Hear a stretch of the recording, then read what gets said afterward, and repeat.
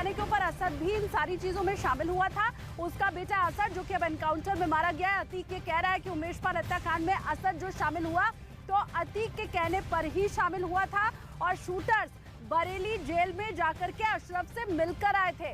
Bareilly jail के अंदर कैसे अशरफ ने 3 घंटे तक मीटिंग की थी और उसमें उमेश पाल हत्याकांड की साजिश को अंजाम दिया गया था। वो तस्वीरें पहले जब सामने आई थी तो हमने आपको दिखाया भी था, लेकिन ये बातें अब खुद कबूली गई हैं अतीक अहमद की तरफ से। जब जांच आगे हो रही है, एसटीएफ पूछताछ कर रही है क्योंकि रिमांड पर है अतीक अहमद, और इसी रिमांड पर अतीक अहमद ने अब ये कबूल कर लिया है कि अतीक को शामिल करने का जो मामला है वो भी अतीक का जो उसका बेटा असद शामिल हुआ है उसमें अतीक का ही जो फोन गया था उसके चलते, और साथ ही जो शूटर्स थे वो अशरफ से मिलकर बरेली जेल से आए थे। ये बड़ी खबर इस वक्त की। तो उमेश पाल हत्याकांड की साजिश को कैसे अंजाम दिया गया था, ये लगातार ग्राउंड जीरो से न्यूज 18 इंडिया की बड़ी कवरेज लगातार जारी है। लेकिन देखिए अब आपको ये बताते हैं कि फरारी के वक्त में 48 दिनों तक कैसे असद और उसके शूटर गुलाम ने 4000 किलोमीटर का सफर तय किया। आपको हम सिलसिलेवार तरीके से वो पूरी क्रोनोलॉजी समझाएंगे कि कैसे वो दोनों किस शहर में गए और कितनी दूरी उन्होंने तय की। हम आपके सामने ग्राफिक्स रखते हैं और ग्राफिक्स के जरिए आपको समझाते हैं फरारी में कैसे कैसे शहर बदले।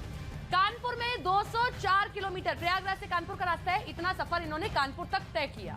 इतना ही नहीं, देखिए कानपुर के अगर हम बात कर रहे हैं, जिस तरीके से सप्ताह ने आपको समझाया कि प्रयागराज से किस तरीके से दूरी तय की, अब राजधानी दिल्ली की बात करें तो प्रयागराज से राजधानी दिल्ली का सफर जो है यानी कि करीबन 500 किलोमीटर का ये सफर था जिसे पूरा किया गया था और दिल्ली में भी ये दोनों रुके थे।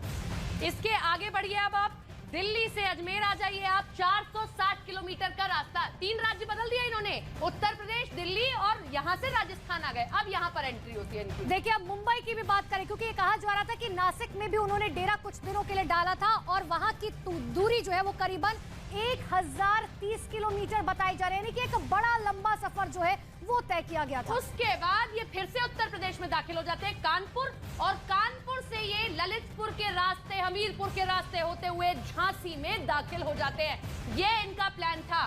3 से 4 राज्य बदल लेते हैं और इस तरीके से पुलिस को इतने दिनों तक चकमा देते हैं।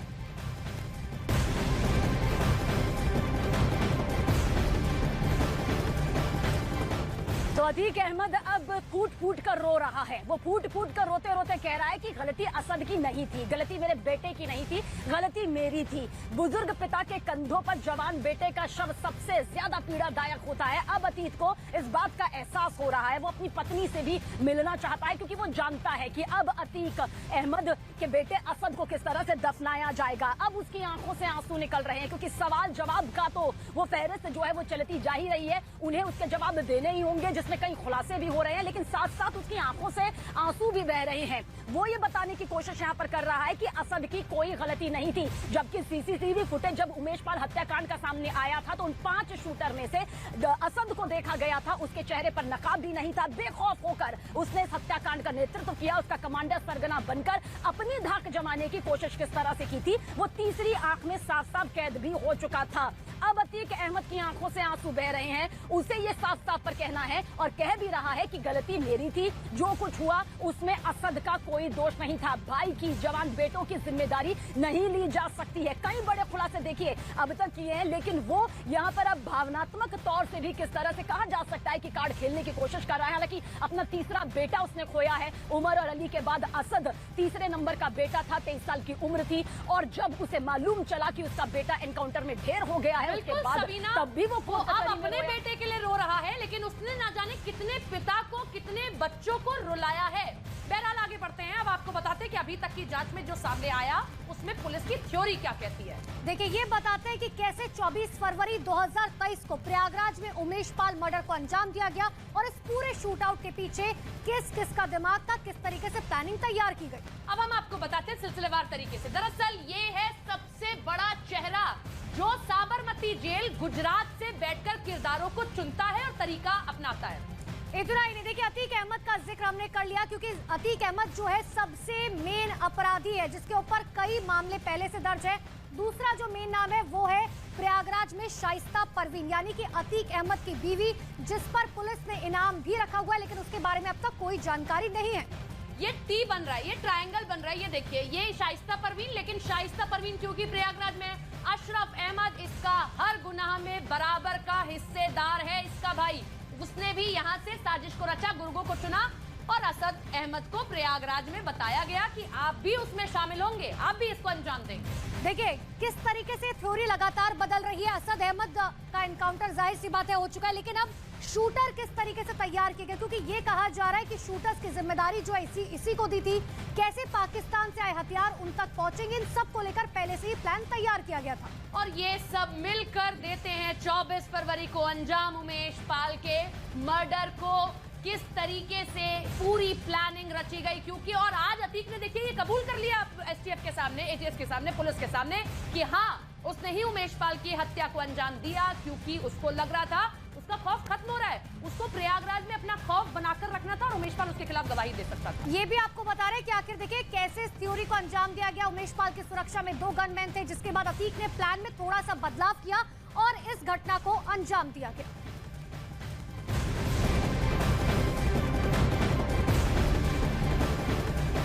अब देखिए असद एनकाउंटर में मारा जरूर गया है, लेकिन असद अगर नहीं मारा जाता तो जो प्लान उसने बनाया था वो बेहद खौफनाक था। साबरमती जेल से लेकर के यहाँ प्रयागराज तक का जो प्लान असद की तरफ से बनाया गया था, अगर वो कामयाब हो जाता तो आप समझिए तबाही भी मच सकती थी। कैसे और क्या प्लान असद की तरफ से बनाया गया था, जिसे उत्तर प्रदेश एसटीएफ ने अब विफल किया है, उससे जुड़ी हुई ये रिपोर्ट आपको दिखाते हैं।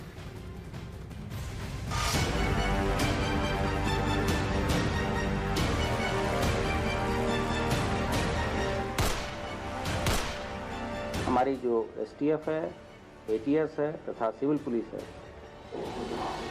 वो इनके उन्मूलन और सफाई में आगे भी कार्य करेगी। अपने ही जाल में फंसा माफिया का बेटा, अपने ही प्लान ने मौत के मुंह तक पहुंचा। बहुत बड़ी जहाँ पे जो कार्रवाई हुई है वहाँ पर 2 जो शूटर थे 5 लाख इनामिया उनकी वो मारे गए हैं। पूरे 48 दिन तक माफिया अतीक का बेटा असद और शूटर गुलाम मोहम्मद पुलिस और यूपी एसटीएफ को चकमा देते रहे, लगातार अपने ठिकाने बदलते रहे, कभी दिल्ली तो कभी यूपी एमपी बॉर्डर और कभी यूपी राजस्थान बॉर्डर, लेकिन दोनों अपने ही बुने जाल में ऐसे फंसे जिसका अंजाम मौत पर जाकर खत्म हुआ।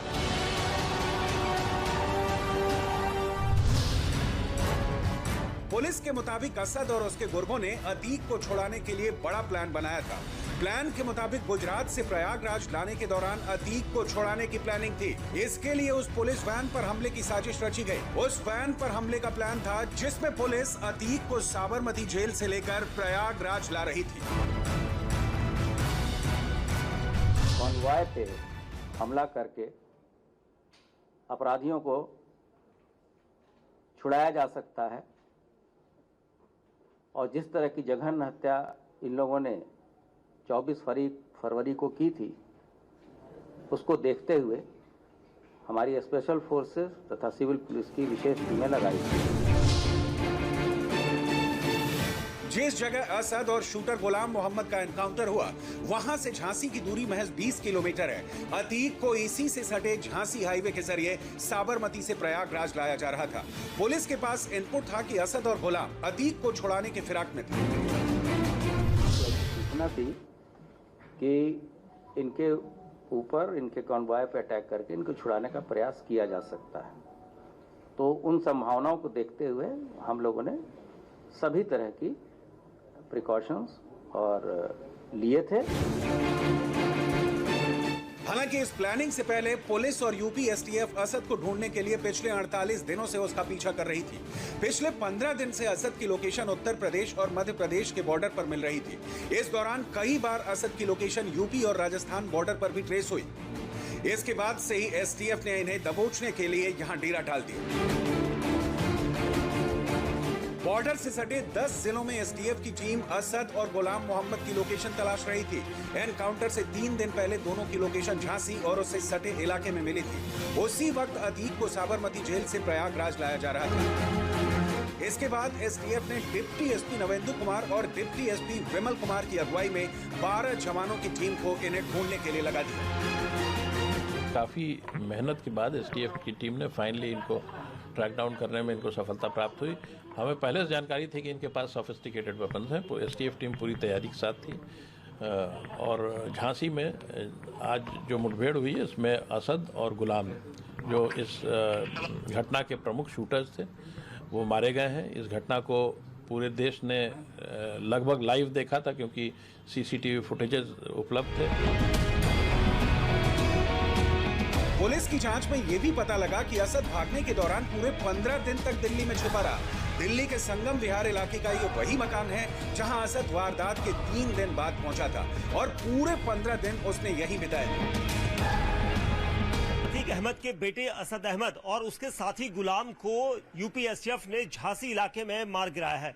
ये दोनों वांटेड थे और 5 लाख के इनामी थे। लेकिन सबसे बड़ी खबर यह है कि दिल्ली के संगम विहार इलाके में 15 दिन रुका था असद अहमद। अपने साथी गुलाम जो शूटर था, इन लोगों ने उमेश पाल की हत्या की थी और उसके बाद से ही फरार हो गए थे। 24 फरवरी को होने वाली इस हत्याकांड के बाद 27 फरवरी को असद खालिद नाम के शख्स के इस घर में आया था और यहाँ पर 15 दिन रहा था और 14 मार्च को यहाँ से निकला था। यानी 15 दिन दिल्ली के संगम विहार के उस इलाके में रह रहा था।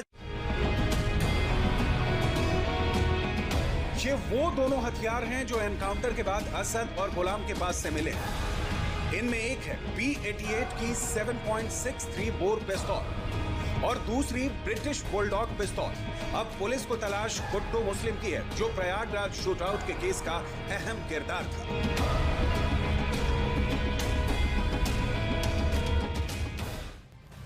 तो सेंट्रल एजेंसी के सूत्रों के मुताबिक 24 फरवरी को वारदात को अंजाम देने के बाद असद फरारी के वक्त 4000 किलोमीटर तक अलग अलग राज्य में भागता रहा। 4000 किलोमीटर तक किस तरीके से वो भागता रहा, 400 किलोमीटर दूर झांसी में उसका एनकाउंटर हुआ, वो अब आपको बताते हैं। 24 फरवरी को मर्डर करने के बाद 25 फरवरी तक प्रयागराज में एक घर में छुपा रहा था असद। इतना ही नहीं, 26 फरवरी को असद प्रयागराज से बाइक से कानपुर पहुंचा था। उसके अगले 2 दिन 28 फरवरी को यानी कि कानपुर से वो राजधानी दिल्ली आ जाता है। दिल्ली के आनंद विहार पहुंचा वो। और इतना ही नहीं, देखिए किसी भी सफर में असद ने ट्रेन में सवारी नहीं की थी। आनंद विहार से दिल्ली के जामिया और संगम विहार में वो छिपा रहा था। उसके बाद अगले महीने 15 तारीख को असद संगम विहार से राजस्थान अगले राज्य चला जाता है, अजमेर में वहां पर शरण लेता है। इतना ही नहीं, वहां के कुछ दिनों रहने के बाद असद अजमेर से मुंबई चला गया था। मुंबई वो पहुंचता है। मुंबई में कुछ दिन रहने के बाद वो बस से नासिक आ जाता है और जिसके बाद वो नासिक से वापस एक बार फिर उत्तर प्रदेश के कानपुर पहुंच जाता है। और कानपुर से पुलिस से बचने के लिए असद झांसी पहुंच गया, जहां उसने अपने पिता को छुड़ाने के लिए प्लान बनाया और वहीं उसके साथ में एसटीएफ ने एनकाउंटर कर दिया उसका।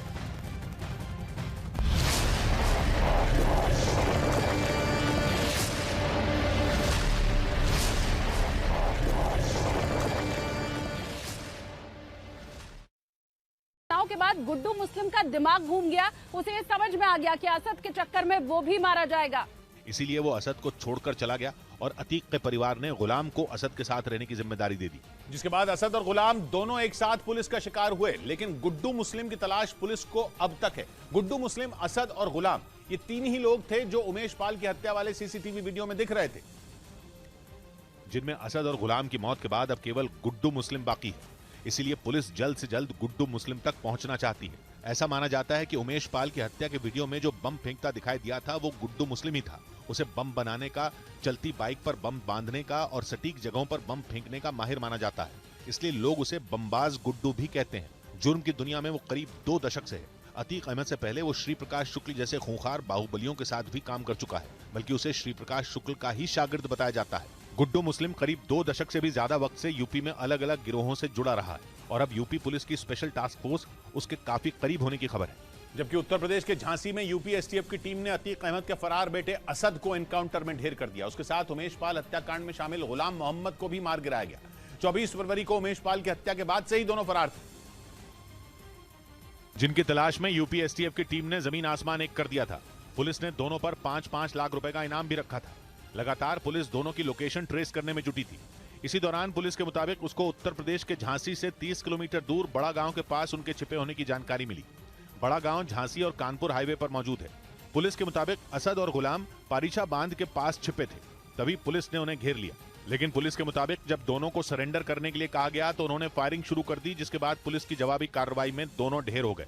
झांसी में असद और गुलाम को ट्रैक डाउन किया गया और एक एनकाउंटर हुआ जिसमें दोनों मारे गए हैं।